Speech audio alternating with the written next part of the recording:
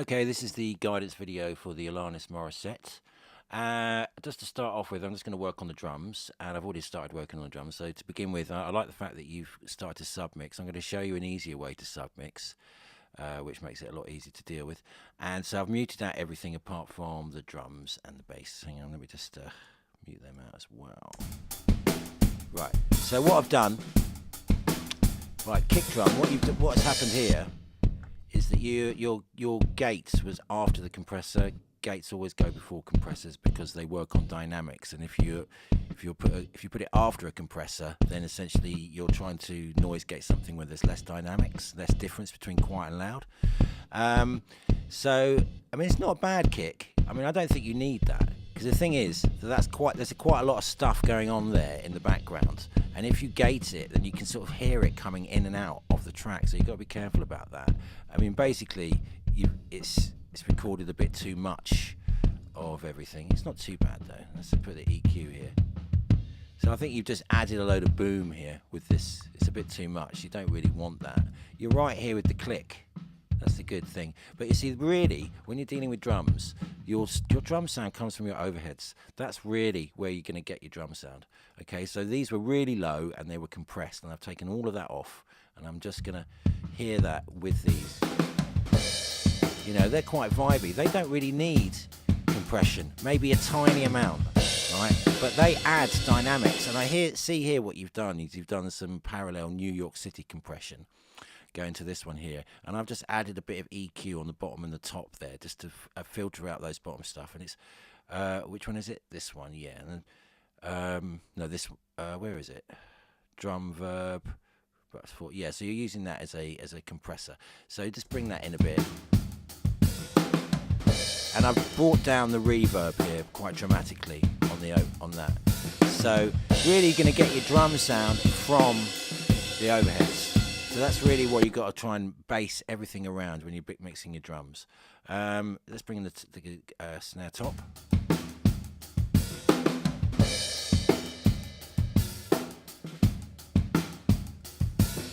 So that adds a little bit of snap. Now I probably would add a little bit of compression to this. And I prefer the Studio FET compressor because it's based on the Uris, and I like the Uris.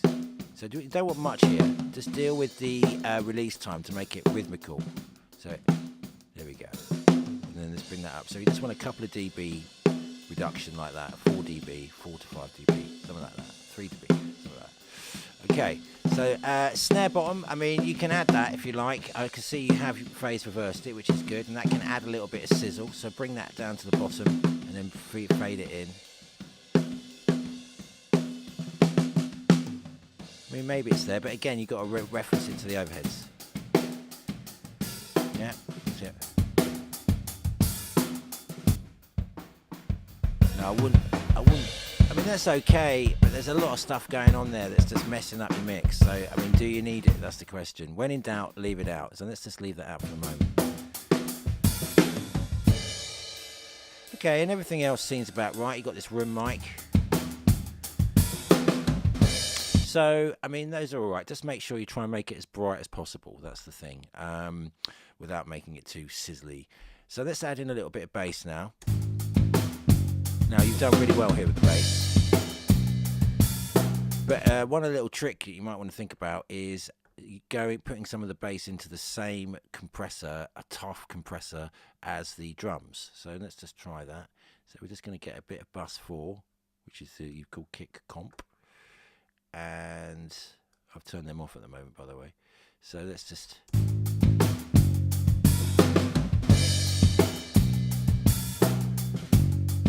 hear that on the drum.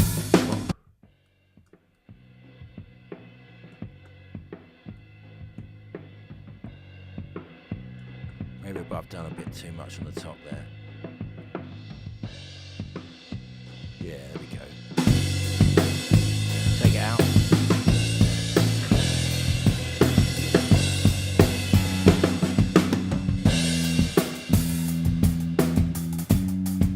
So yeah, the main thing on the drums is use more of your overheads, because that'll make it lively. Okay, so let's have a listen to the guitars.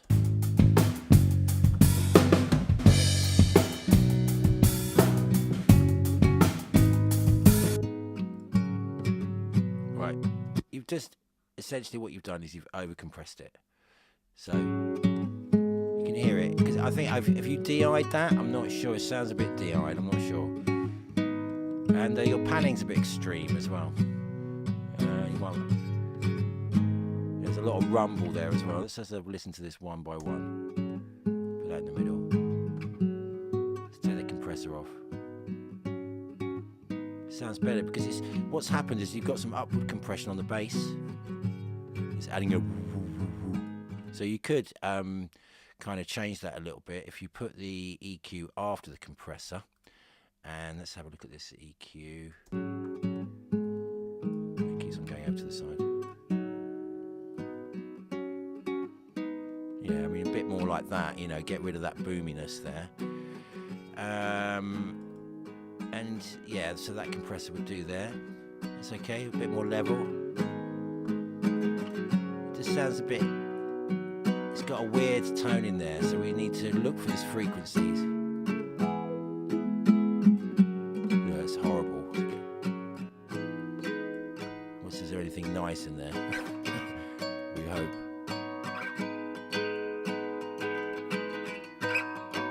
Not really. It's not very jangly. So we've got to think of something, a way in which we can make this sound a little bit more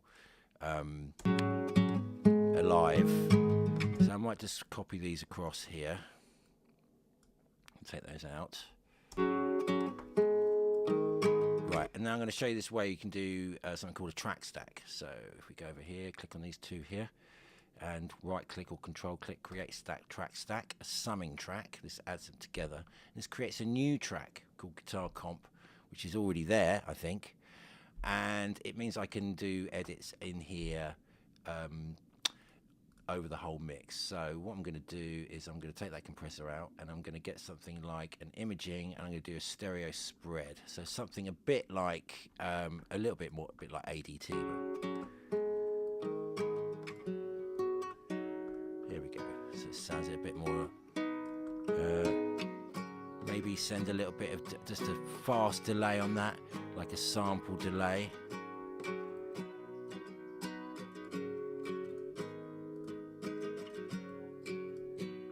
No, that's not going to work. Let's try. Sounds a bit better. Let's just try stereo delay. So,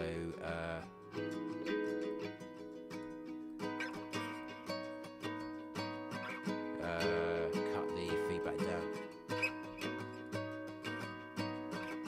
and then really tight time.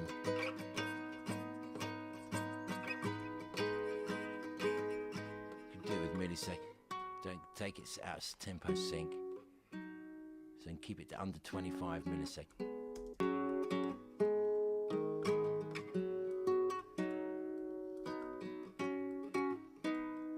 Bit more read. Right, let's see what it sounds like.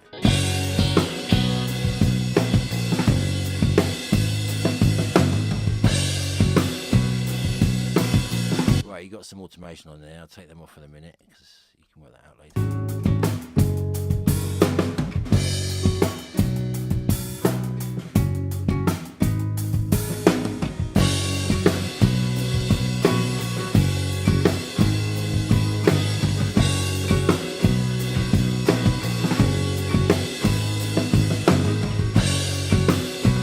Right, let's put some EQ on that.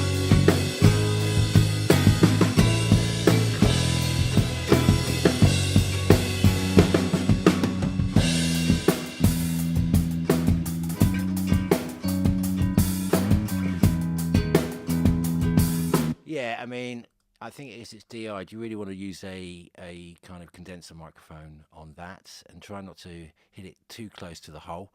So, I mean, you kind of fixing that. You need to have done a little bit better on the recording. But there you go. That's life. Okay, so let's listen to these electric guitars.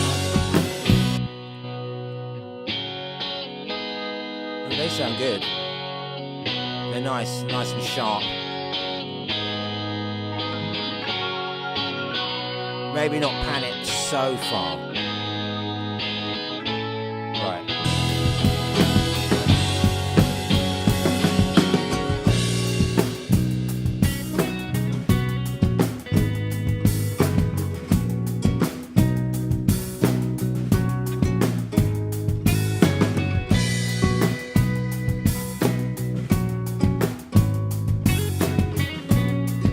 good because it's got a very different tone to the other guitar, so it makes it's got a lot of space. So yeah, happy with the guitars. Right, let's have a listen to the vocals. If we just solo them out, let's get to the back here. Old man turned 98.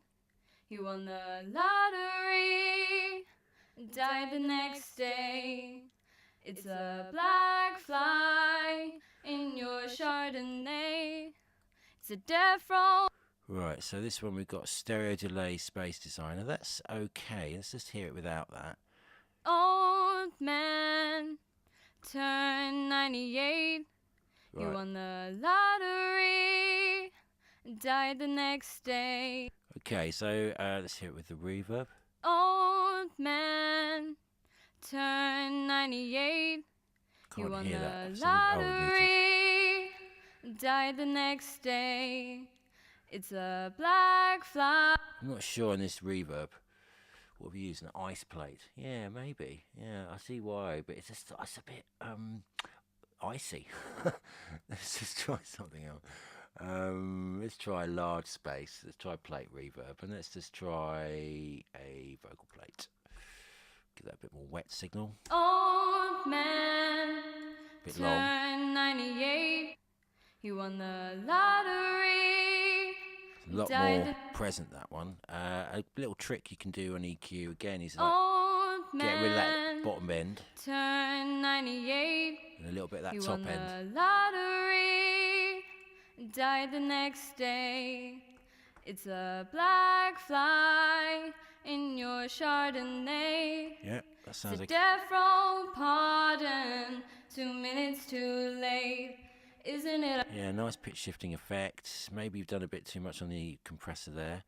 Let's see what that sounds like in context. Old man turned 98.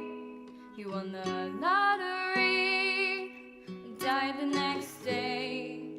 It's a black fly in your Chardonnay. It's a death row pardon, 2 minutes too late. Isn't it ironic? Don't you think? It's like rain on your wedding day. The dream on when you've already played. That sounds pretty good to me. And we could do a little bit more on the vocals, but you've done more than enough. I mean, the main thing to think about is like everything needs to be present, everything needs to be there. You can be able to hear everything, and like don't be scared to drop things out if things are not working, like some of the kick drum and the snare and things like that. Don't be afraid. That's because you recorded it doesn't mean you have to use it. Use your judgment as to what you think is best. So sometimes simplicity is best. Great, so I hope that helps, and good luck with it.